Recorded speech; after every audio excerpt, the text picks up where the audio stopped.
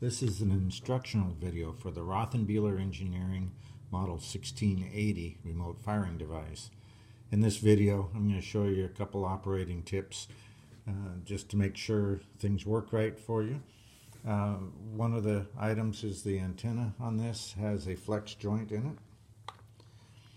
And you should always make sure on the remotes especially that that's aimed towards the front, so that when it's laying down flat it's up vertical. You notice that one's a little bit sideways.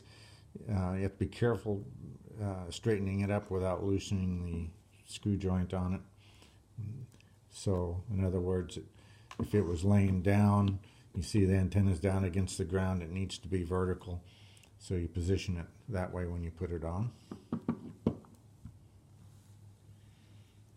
Also, on the terminals on the remotes, you see it screws down on the wires. And see if you can get a good view of this.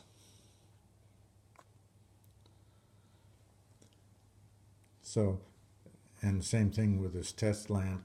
You see where the wires are stripped back. You have to be careful not to get the insulation underneath the terminals when you tighten it down, otherwise sometimes it won't make contact. So make sure that the insulation's back away from the terminal a little ways.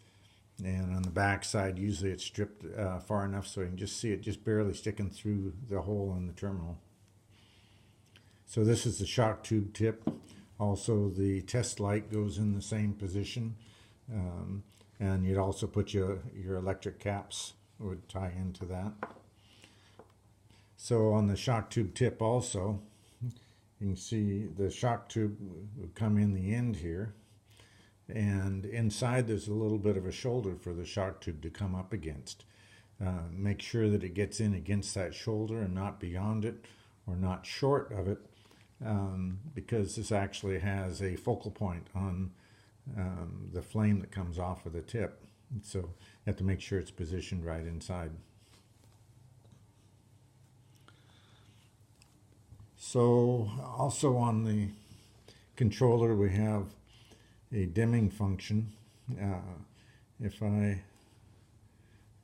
I'll select a few of them here so you see the yellow lights, and notice the brightness there. We have a dimming function where if I hit the on button again, it dims down, and future models will have multiple positions on that, including the dimmest should be good enough for night vision goggles, so you can still see the lights and so on.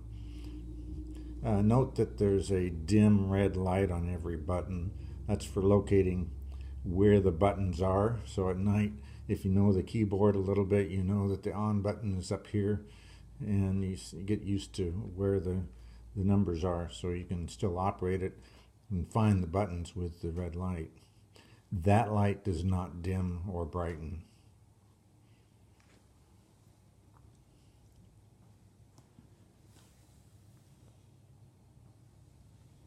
Thank you.